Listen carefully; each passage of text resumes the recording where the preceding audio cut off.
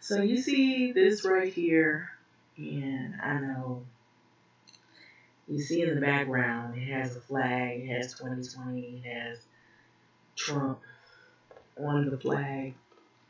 If you can't see it, but that's what it is. It's basically someone who is a Trump supporter. And this article, I found it interesting. So it says it's a road trip, AP road trip, racial tensions in America's sundown towns.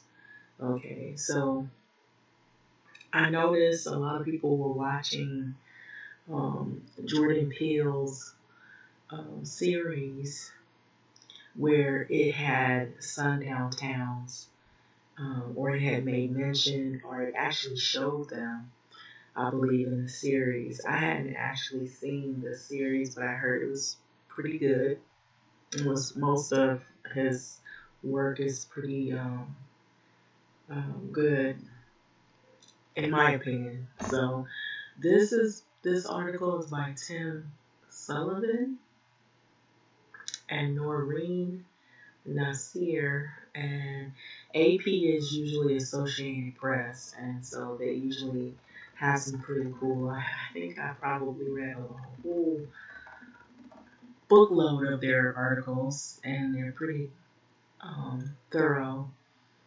So this is Vienna, and I believe it's Illinois. So it's in the Midwestern towns, which I'm not surprised that this is happening because of the climate of what we're dealing with here. Not just because it's an election year, and it's because more of who's our leader, Trump, and the Trump administration, and so a lot of what he says seems to pretty much ignite and embolden particular groups of individuals who are involved in these types of practices. And so sundown towns are starting to become a thing again.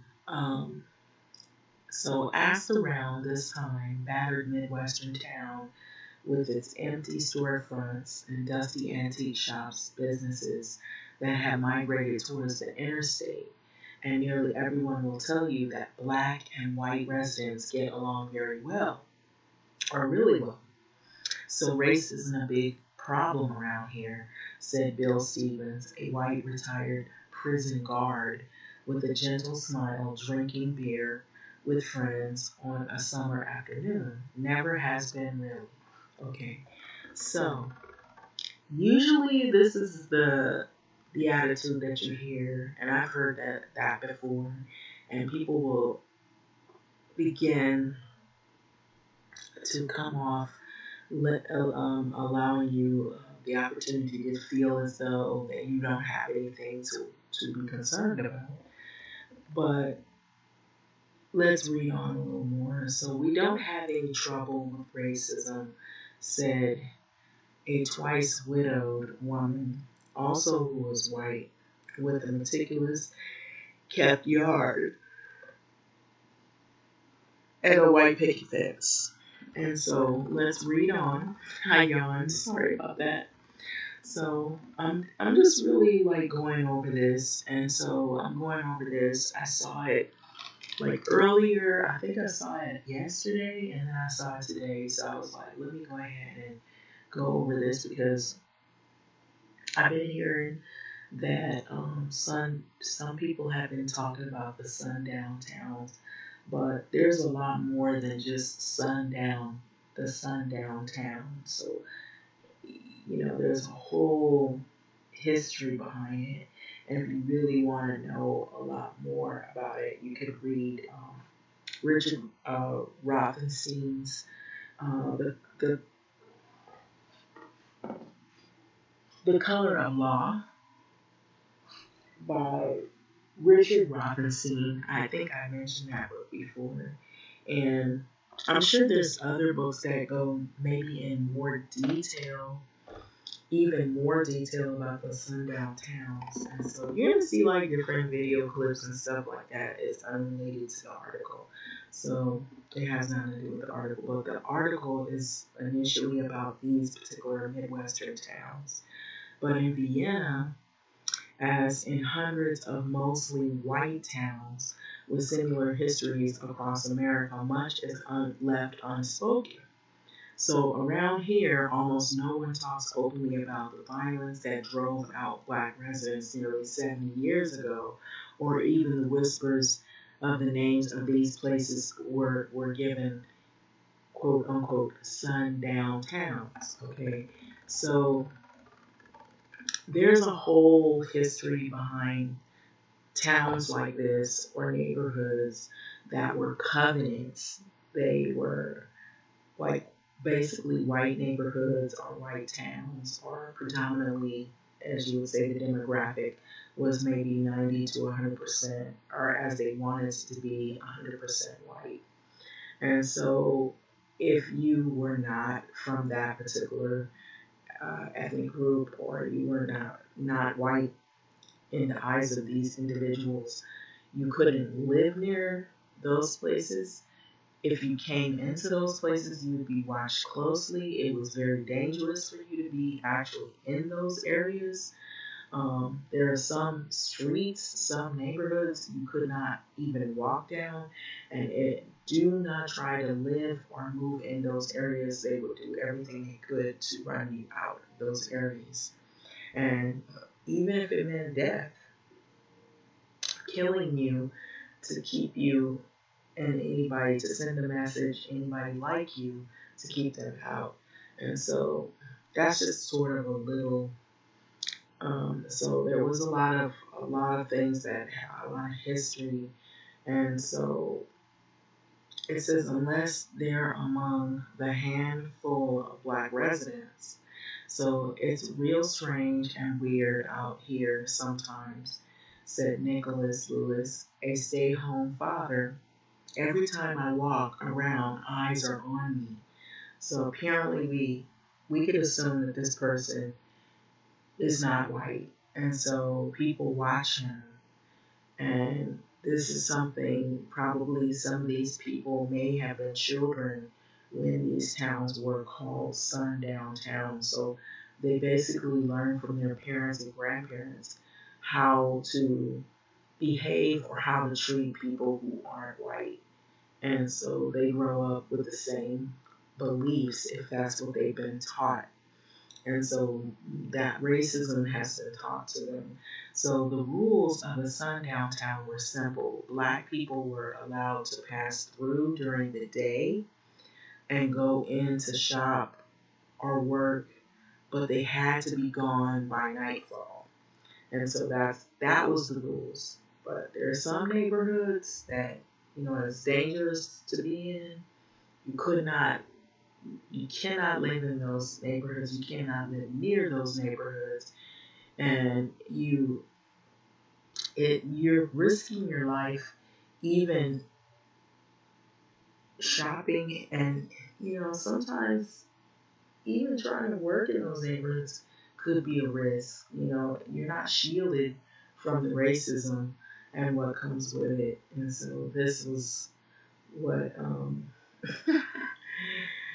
what these people experience. And so a lot of ads. So the rules, that was the rules of the sundown town. So anyone breaking these rules could risk arrest, beating, or worse. And that's pretty much what I said before I even read it. And so I've kind of read things in regards to the sundown towns that were a lot more um, in depth and in detail, and it really opens your eyes to see what people before you had to experience and why things are the way they are as they are now. And some of this has not really changed, to be honest with you. It just seems as though it's changed because you don't see any wording, you don't see any fencing, you don't see anything indicating, which I think is worse because before, which is bad, you can see, okay, you go to that bathroom, you drink out of that fountain,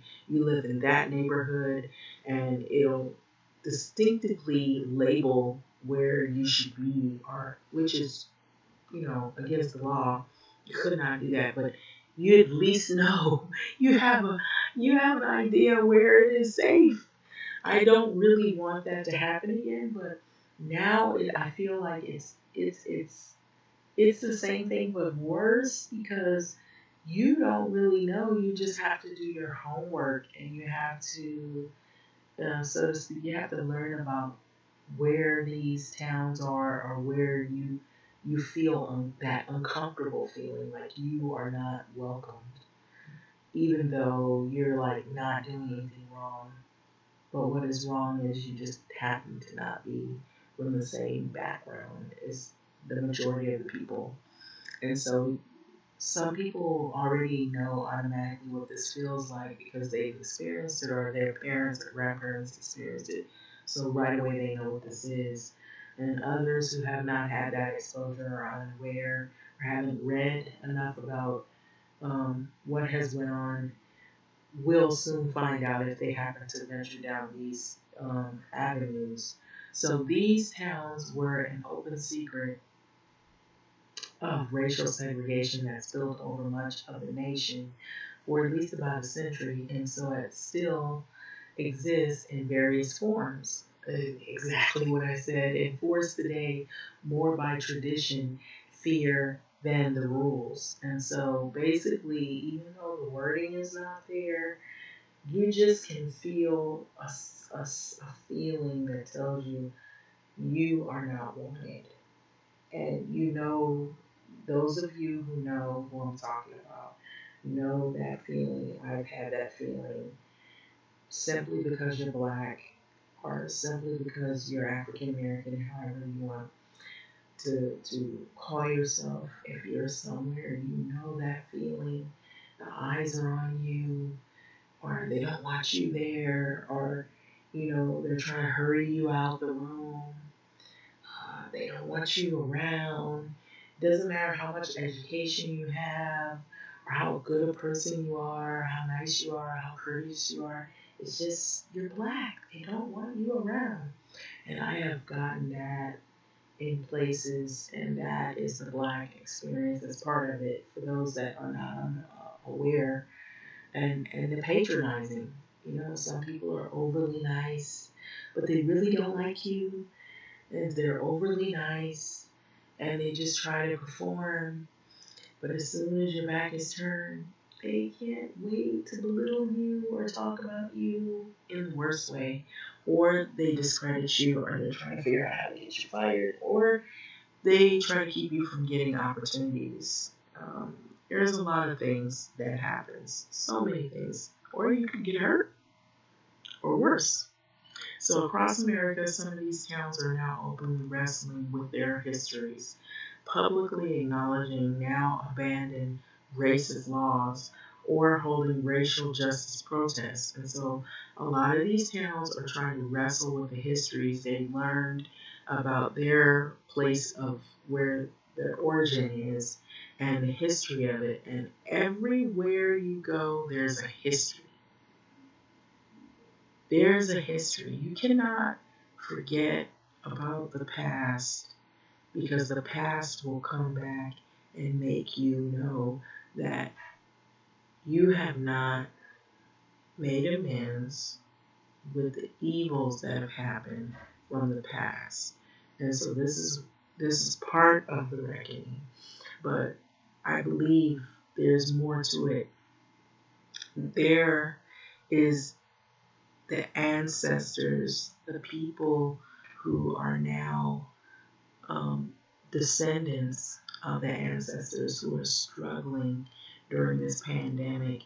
And so it is made even more evident that these things are put on the forefront. And so some old sundown towns are now integrated, okay? But many also still have tiny black communities living alongside residents who don't bother hiding their cold stares or disapproval. So not everybody is on board with changing. You know this, and this can happen not just in historical sundown towns. It can happen anywhere that someone feels that you don't belong.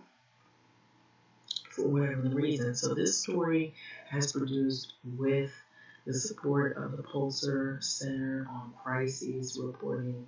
So this part of the southern Illinois had at least a half dozen sundown towns.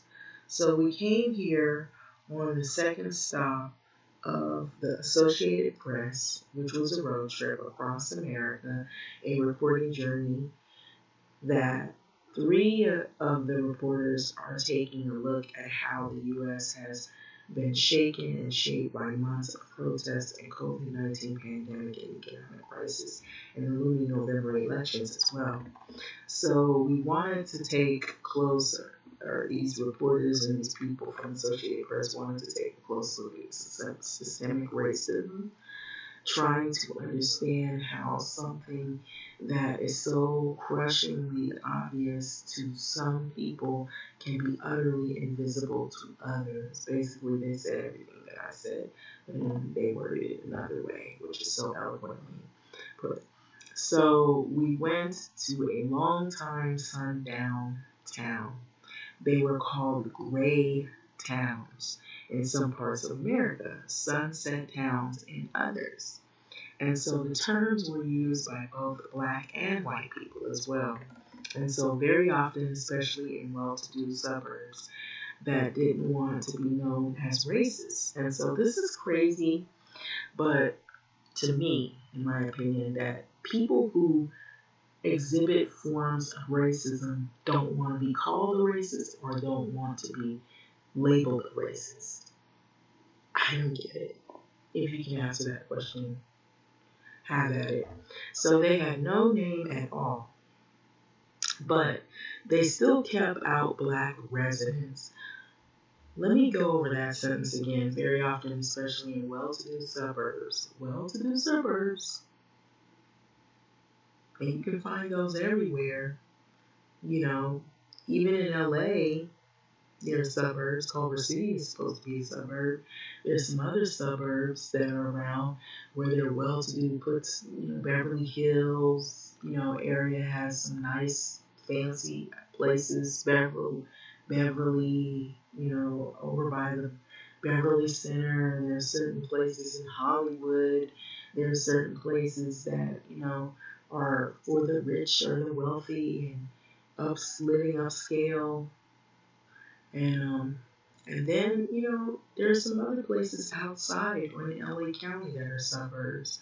And so that even all over in other places, like Midwestern towns, there are suburbs. There's out in, I'm sure if I've heard it before, I think it was called the Chicago suburbs, on the outskirts of the poor side of Chicago, there's the suburbs. So you can find them everywhere. And so what happens with that? It says they don't want to be known as racist. But they had no name at all, but they still kept out the black residents. There were hundreds of such towns, hundreds, scholars say, reaching from New York to Oregon, perhaps thousands. Look what's happening right now. Look who's the president as of now. Look what administration that we're under and what kind of things have been happening. More recently, what I've heard is that he is basically trying to tout, he's trying to put forth, if I'm not mistaken, a bill where he could pretty much craft it where the bill is, the Trump administration is trying to say that we have achieved, or we could achieve herd immunity. And the WHO is basically rebutting that whole thing, saying that is not how you achieve herd immunity, by letting the disease of COVID-19 spread so that people can get infected. Basically, Trump's administration, they're trying to get these group of scientists to approve a bill or something saying that it's okay to let the disease spread and people get it, that will achieve a herd immunity. But from what I've been hearing, that's not how it's achieved.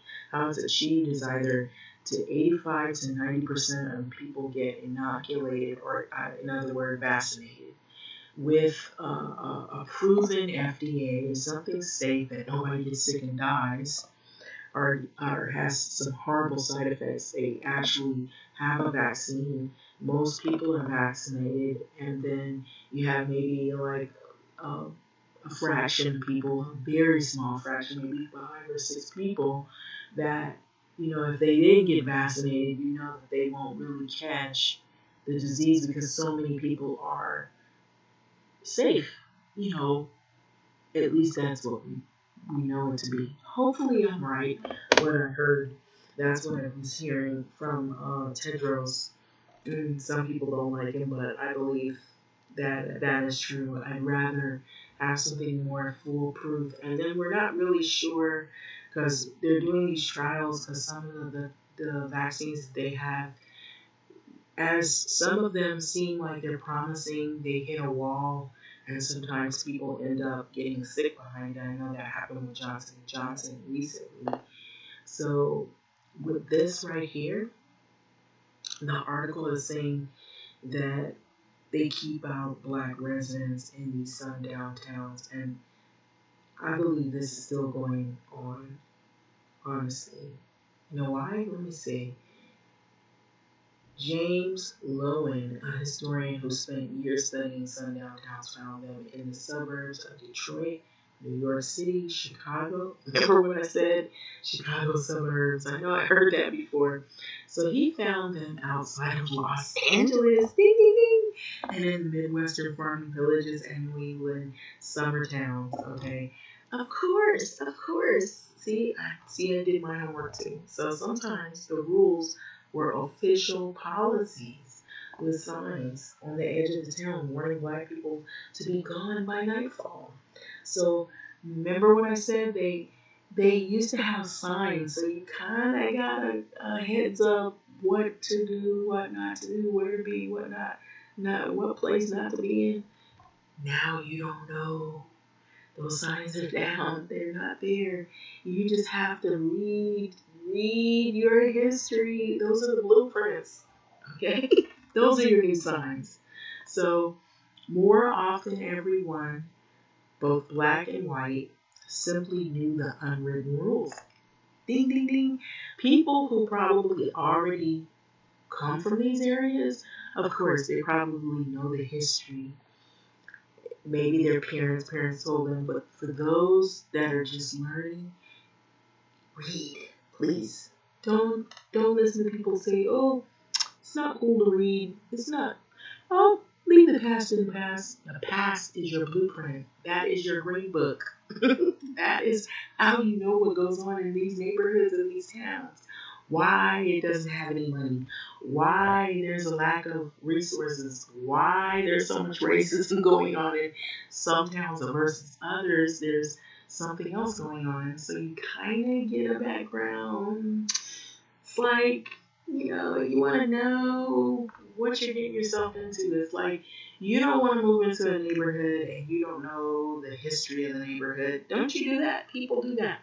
They try to find out before they move into a house, is everything working in the house? What was the history of the house? Who had this house before I had it?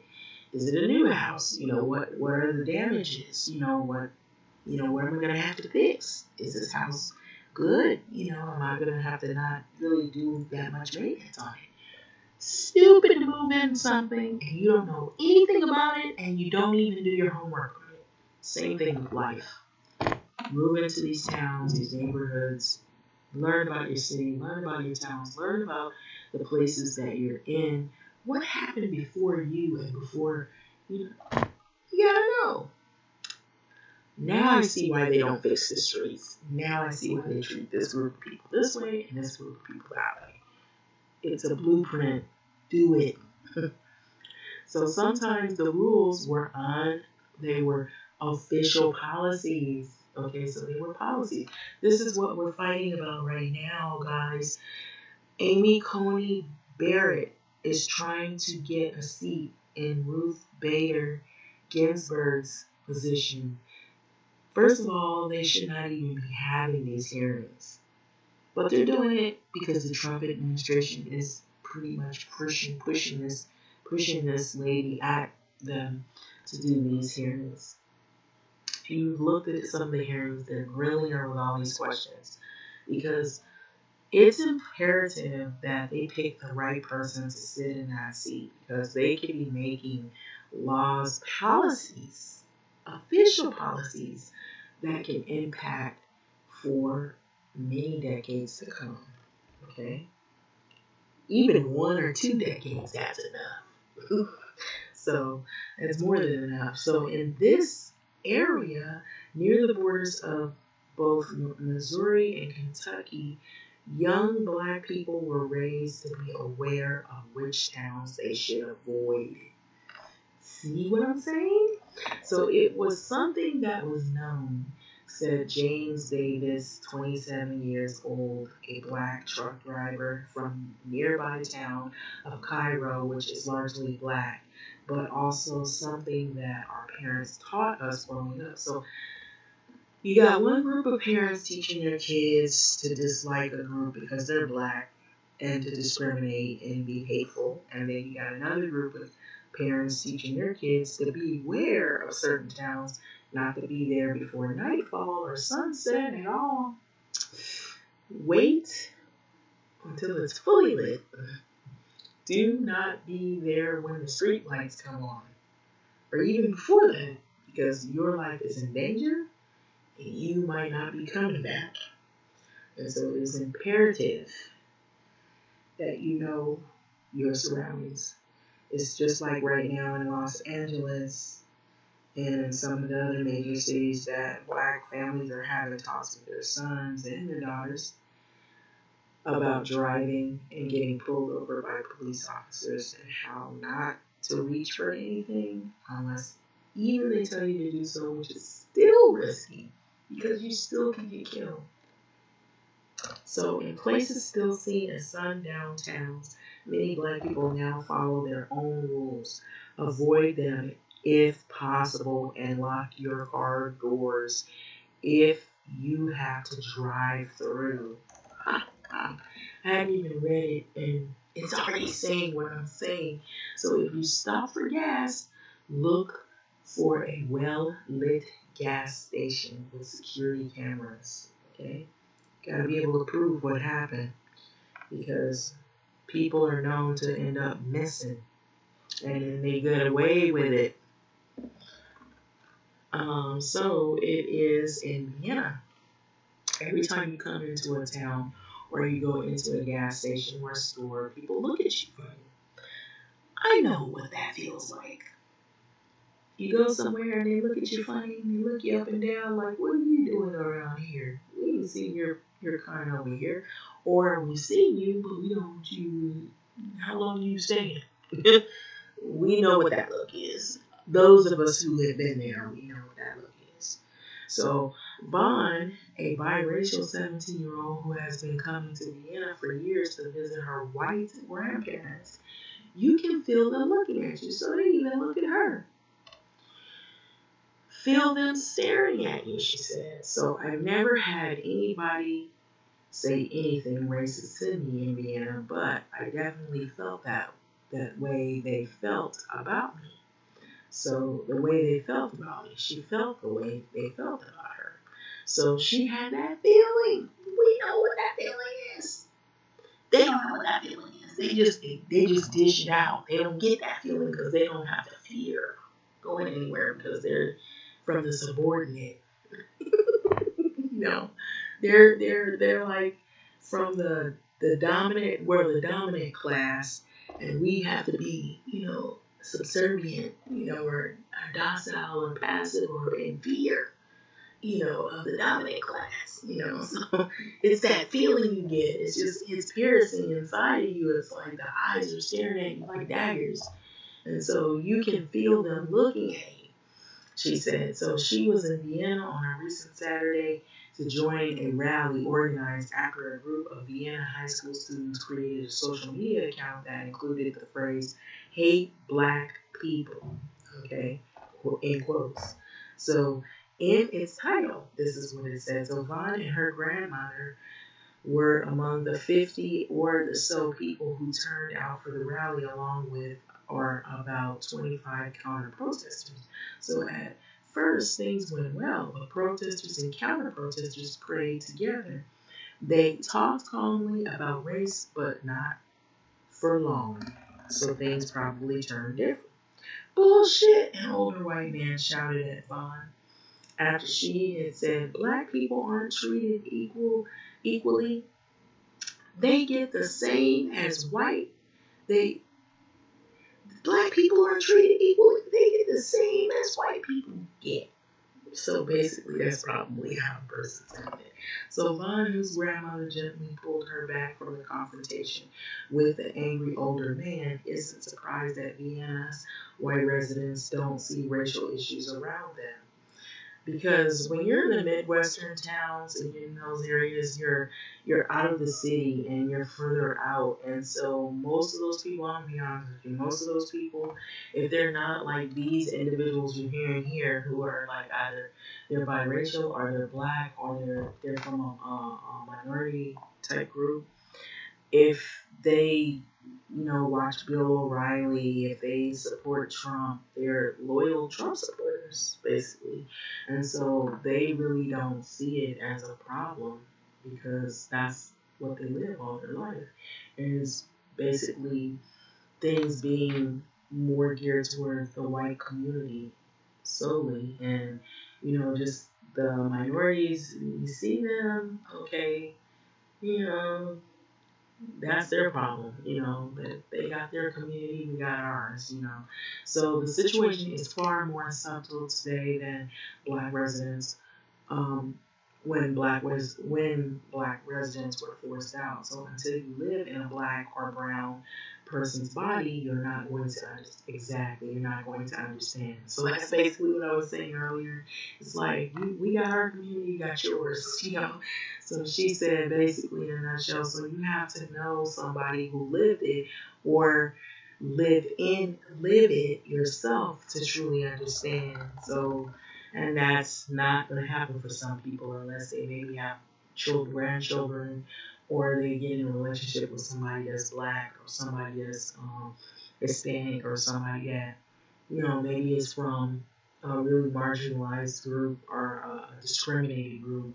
Then they'll have like an eye opener about what that feels like, because then they will too get some of that discrimination. They will feel it, they will see it, they will live it, part of it. So today, and that's probably why some people don't get in those relationships, because they know, hey, this is wrong what we're doing, and they don't want to experience that. They know it's wrong. Some people know, yeah, this is bad. I don't want to, I don't, they've had experiments where they've asked classrooms, what would it be like if you guys were to wake up and you were black, what would you feel? How would you feel? Would you be happy, And students would say no, and then they say why, the reason why, because they know right away racism. So if they have sense enough to know that, then they know this stuff is wrong. So today is just an overgrown field, vibrant green from recent rains, but 60 years ago there was a small collection of houses along the stretch of 7th Street where the outer edges of Vienna bump against a little Cache Creek. Everyone who lived there was black at the time, so violence had erupted. This was in 1954. So after the arrest of a 31-year-old resident, so his name was Thomas Lee Lathan, who was accused of brutally beating an elderly white woman with a soft drink bottle and trying to rape her granddaughter. So Negro the Vienna Negro held on charge under, actually they probably say Negro, Vienna Negro held on charge of assault with attempt to murder. So the Vienna Times declared on its front page after Lathan was arrested hours after the attack, the older woman died days later. So a few weeks after his arrest, Lathan escaped from jail. Dozens of armed men took to the streets of Vienna and the surrounding fields backed up by bloodhounds and spotters in low flying planes. So with hours, the cluster of black homes along the 7th Street were ablaze. So this is another story about how they destroyed a black neighborhood in a Midwestern town, which I believe many black neighborhoods were destroyed because they were highly the targets of racism and discrimination and everything therein. So with smoke and flames rising above the town, a week or so later, Latham gave himself up and pleaded guilty. One day after he surrendered, he was sentenced to 180 years in prison. So by then, the town's black residents were gone. So they left, and we know why. Those of us who are honest, we know why. So the black community from that point on disappeared from Vienna, said Daryl Dexter, a historian and um, high school teacher who had studied the violence in 1954. So black people had lived in and around Vienna since the 1820s or early 1830s, said Dexter, but he estimates that after the fires, perhaps 50 people had fled the town. The town later repaid black residents for their lost homes, of course. The Times reported, though, there is no indication anyone was ever prosecuted. So in the 1950 census showed that there were 54 black people living in Vienna. In 2000, it showed only one.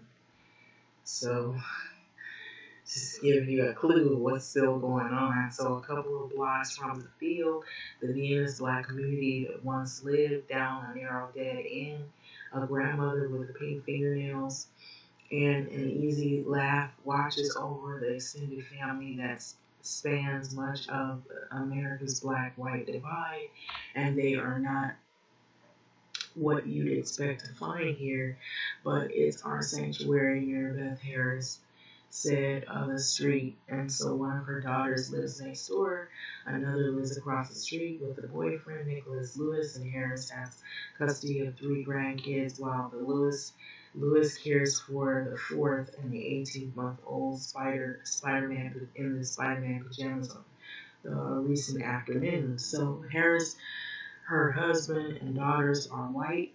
Lewis is black. Grandchildren are biracial. So this is our own little world down here. So Harris said,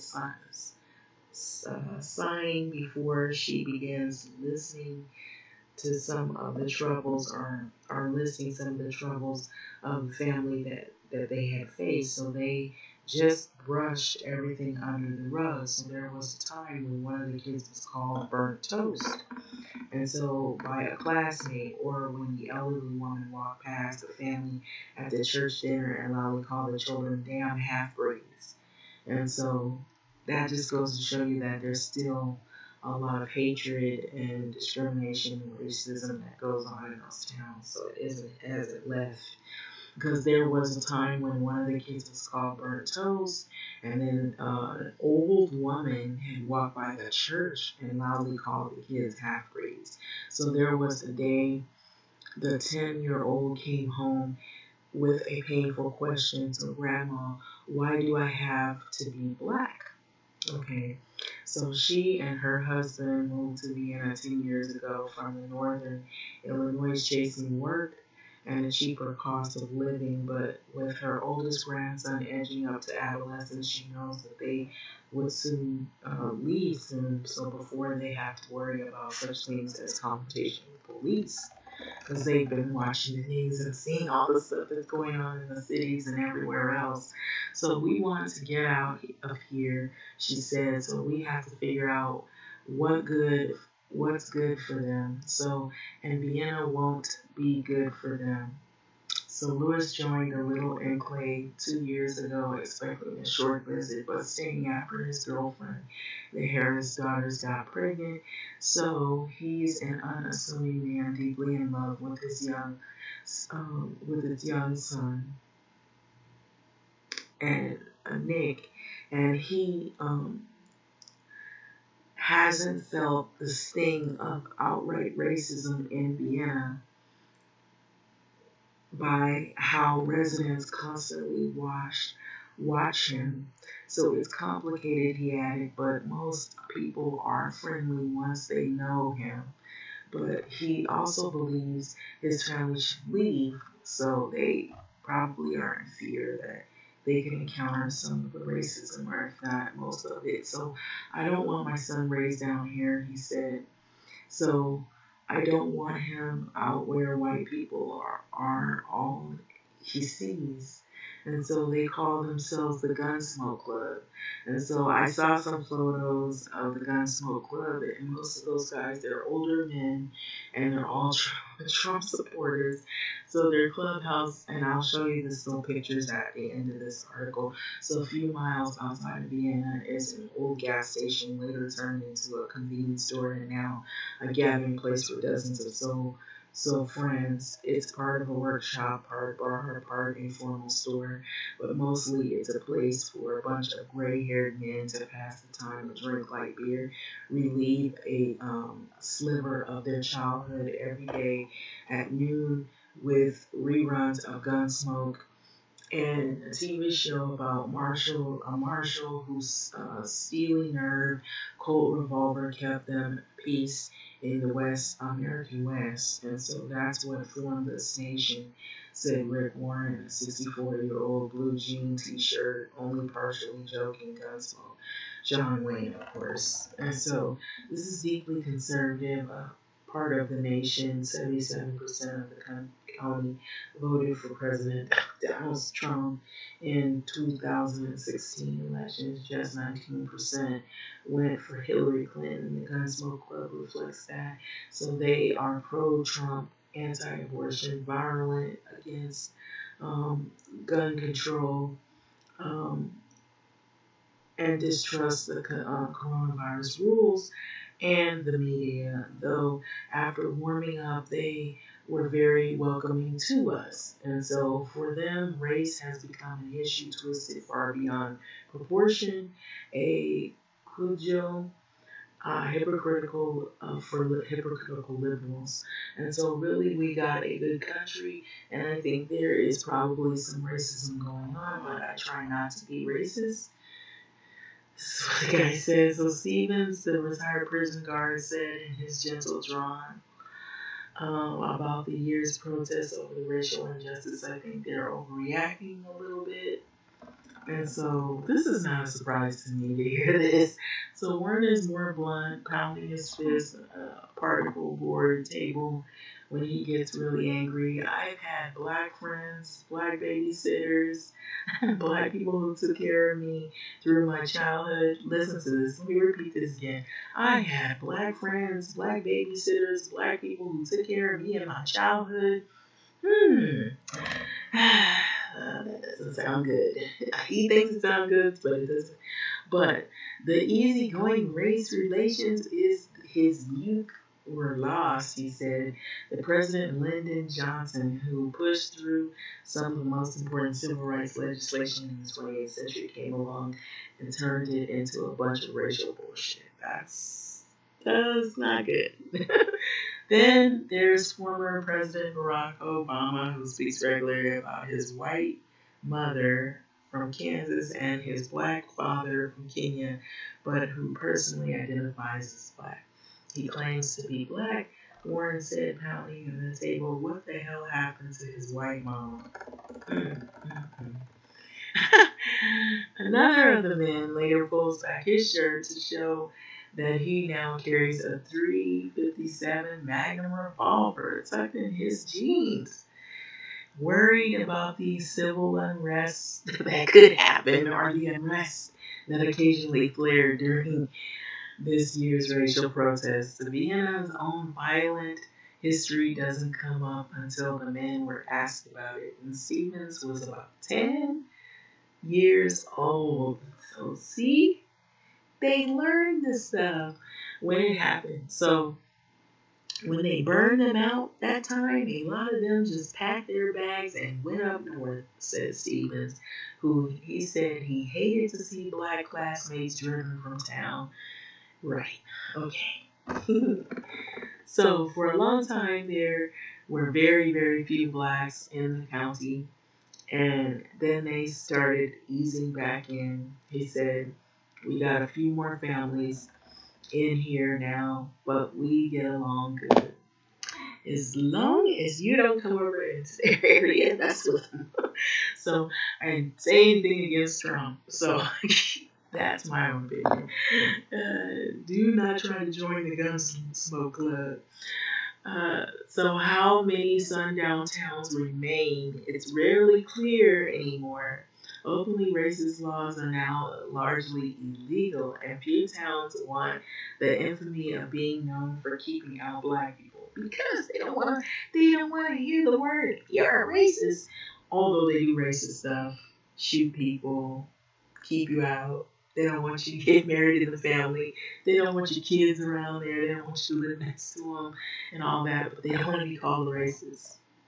So scholars often rely now on demographic data. That's probably the best bet. Like I said, use your history, your books, or your blueprint. I think one book, or what is the redlining book? The Color of Law. Richard Rothenstein. Those are blueprints. It tells you which ones participating in some other books out there. I'm sure the Green Book, the old school Green Book, not the one from the movie. They weren't really telling the truth. So don't rely on some of the movies. Don't always. They can't put on everything in the movies. So Lowen, the historian, says that the number is clearly dropping, categorizing many a recovering sundown town. So they're recovering. But with who we got in right now, they're gonna start it all over again. So where organized resistance to black residents has ended, but the organized resistance to black residents has ended, but the racial divide can remain wide. Of course, because they're emboldened now because of this administration that we got telling them that it's okay to, oh, my suburb women, where are you? I just heard that on the news today with Trump. He's like pretty much there's all these people that are angry and all revved up, and he just pretty much just fanning all the flames and adding cold to it. And so Vienna would, let's get back to this, Vienna would almost certainly fall into that category. Yeah, right. Dexter sees hope in the dozens of towns with racist histories that have held racial justice protests, from the infamous Illinois sundown town of Anna to Howell, Michigan, once home to the powerful KKK, or the Klan leader, which black Detroit residents have long avoided. Even to this day, that's sad. So I do think that there are lots of changes and progress being made today. Yeah, that was then, but look what's happening now. So mostly I think that comes from people talking about the issues, which is a good start. And so even if you have people that are in small pockets that are trying to make change, that works. That's better than nobody speaking out. But people didn't want to talk about it before because it's a hurtful and painful past. But and it's hurtful too on all levels because people don't want to revisit the horror of what has happened. But then when you're made aware through situations such as the pandemic, and you see the people who usually are the people who are suffering economically, and then they can sit and say, why is this happening? We thought we had these essential jobs. We thought we were, living good, and you realize you're not really living at your full capacity like you would want to be. And when anything like an emergency like this hits, you're the first to be affected. And so it brings all of this into perspective. So while legal protections and changing more have lessened the power of the sundown towns, there are still plenty of them with well-known racist histories. So sometimes towns know that violent past keeps racial minorities away. And so by knowing this, people read about these places, and you've got a class of people now that are woke and they're aware, and they know that hey, they've had been reckoning with these past evils, and so they read about these places before they venture into them, and so they realize sometimes that history makes those minorities avoid those towns altogether. because they don't want to raise their kids in something where eventually they're going to read about the history of it and be like, what? You know, um, even in Vienna, things are changing, but ever so slowly. They had to end it like that. So in 2010, the U.S. Census said that there were 1,434 people in Vienna, and only out of the 1,434 people in Vienna, 16 of them were black. Is that a shocker? Not to me. So this story has been corrected and changed the name of the town to Howell and not Hopewell, Michigan. And so that's pretty much it. So let's go back up and look at the fellas from the Gunsmoke Club, the Trump supporters. So these are still pictures. So it ain't a video, nothing like that. And here's the title of it right here: Racial Tensions in America's Sundown Towns. I found this article interesting. So you see Midwestern sundown towns, you'll see a sprinkle of us.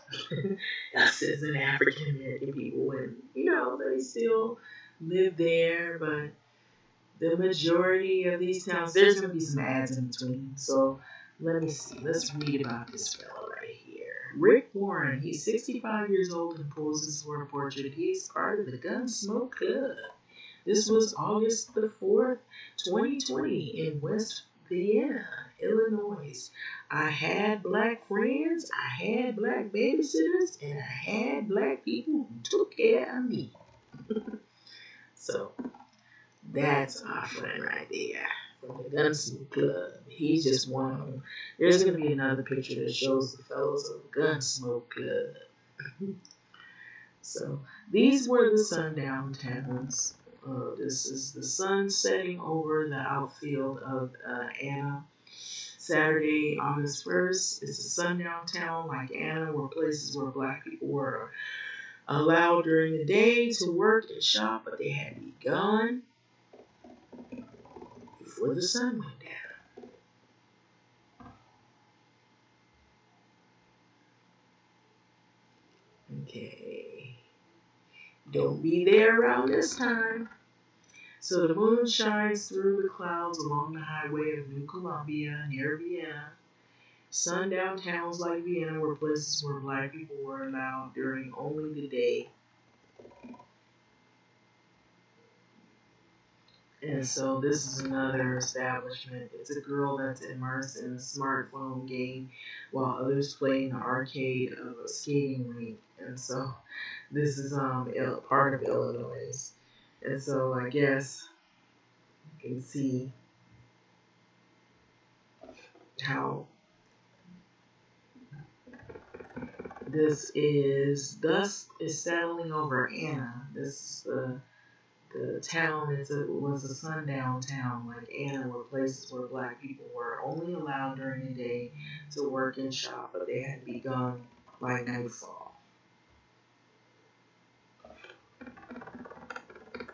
And then 1967 was a portrait of Milton L. McDaniel, who sits on other photos and newspaper clippings of him. He was younger. Sunday, August the 2nd, 2020. What does it say? Carbondale, Illinois, after graduating from high school and getting, and I guess there must be a history behind this kid. Looks like this is a lot older, but it says, getting injured while playing basketball, he went to work on a railroad in the southern of Illinois. He says the only black man on a full crew, and he was often discriminated against, being turned away from restaurants in some towns known as sundown towns while his white co-workers were served. And so this is a picture of him. And you can look at this when you get a chance. But in between your tabs, and I guess this is one of the churches. It was Boscville Baptist Church, Sunday, August 2020, August the 2nd, Carbondale, Illinois. McDaniels spent decades working as a railroad engineer, Southern Illinois. He says that he's the only black man on the full crew, and he was discriminated against, being turned. So this is the guy right here, Milton L. McDaniel Sr. Senior. It says attends the service. Okay. And so people still know about what they went through. And we have a Trump supporter. So Doris Miller, 86, adjusts her cap, getting off the back of a motorcycle belonging to Jeff Bundren, who is 60. And this is a deeply conservative part of the nation. 77% of the county voted President Donald Trump in 2016 elections. Just 19% went for Hillary Clinton. So,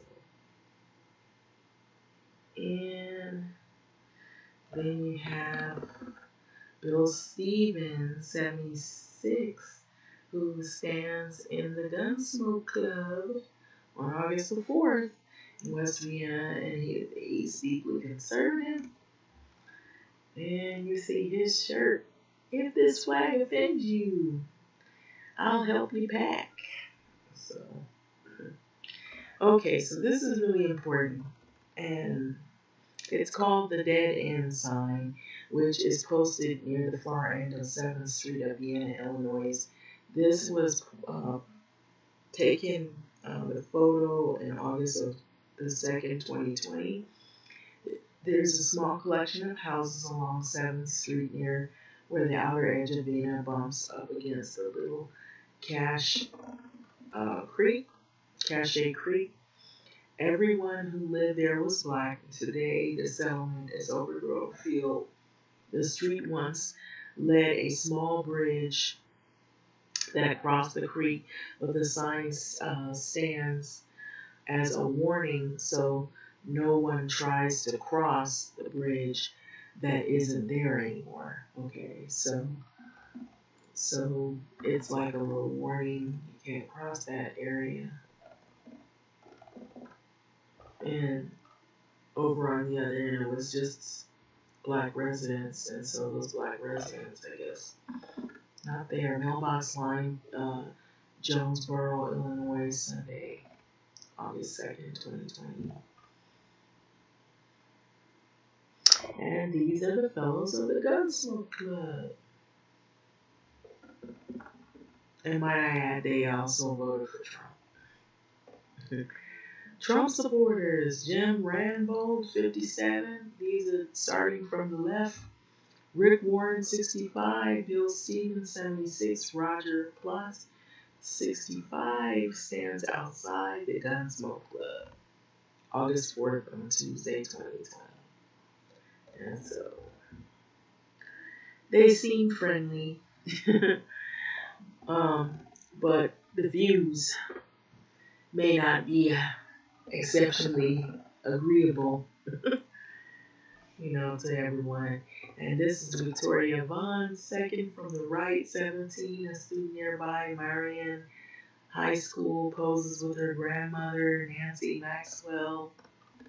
Second from the left, Vicki Higgins, right, her aunt, Janie Maxwell, left, during a rally of racial justice held in support of biracial students at Vienna High School in Vienna, Illinois. So basically see everybody here.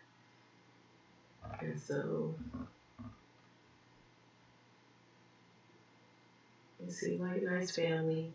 And then you see Takia Coleman, who is 19, who organized the Black Lives Matter protest, poses at the portrait in the Anna City Park. Which these cities and these, well, actually they're not, to me they're not cities, they're towns, used to largely keep out black residents.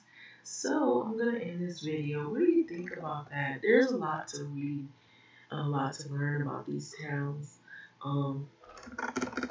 The thing that is kind of sucks is that when you see these people, you would think, even the people who are, the ones that support Trump, you would say, why would you support somebody who, even if let's not even, we didn't, what about the coronavirus? Like one of them said, he says that he thinks that it's not real. you're not worried about that being of the age that you are, because you could possibly get sick, and then die. Do you have good health care? I feel like Trump has good health care, and he's able to come back from the COVID-19. He's able to come back strong because he has good health coverage, and he's right there. He has access to the doctors. As to these people right here, they don't probably have the health care coverage that he has. And so, why would you want to support somebody who's talking about, oh, the virus is going to disappear, when we clearly see the numbers in certain cases that are going up? And then when you look at this history of the towns that these people live in, they know what racism is. Most of these people who act like they are unaware or unremoved about these things, or they benefited from this type of lifestyle, know that this was wrong. Why would you want to reinvent all of that horrible history all over again? I mean, you've come so far to try to put that behind you into a place where you can move forward and do positive, do things that your parents or grandparents didn't do. Like rewrite the wrongs, correct yourself, try to make up for the things that you didn't learn, and learn by the mistakes, not reinvent them or make them worse. So that's all I'm saying. But I don't know. Some people refuse to learn. Some people refuse to um, try to move on and be positive. They kind of want to reinvent the wheel in a bad way. And that's the way this thing is going. I feel like a lot of this is initiated, not just these people. I mean, they're emboldened and they're encouraged to do this. I feel like they have a reason, and that sign, that flag you see in the back, is the reason why you see these people behaving the way they are. I mean, before any of this Trump administration, before he came along, nobody was doing this. I mean, they might have been doing some things, but it wasn't this bad. It seems like it is worse. It was there, but it was at bay, and people was trying to move on, trying to figure out how to get on with life and go forward. Now being brought back to this, what they call keep America great. What that means is keep America racist. That's what that means to me. Anyway, having said this, I'm gonna let this video go. Like, comment, subscribe. Thank you for listening.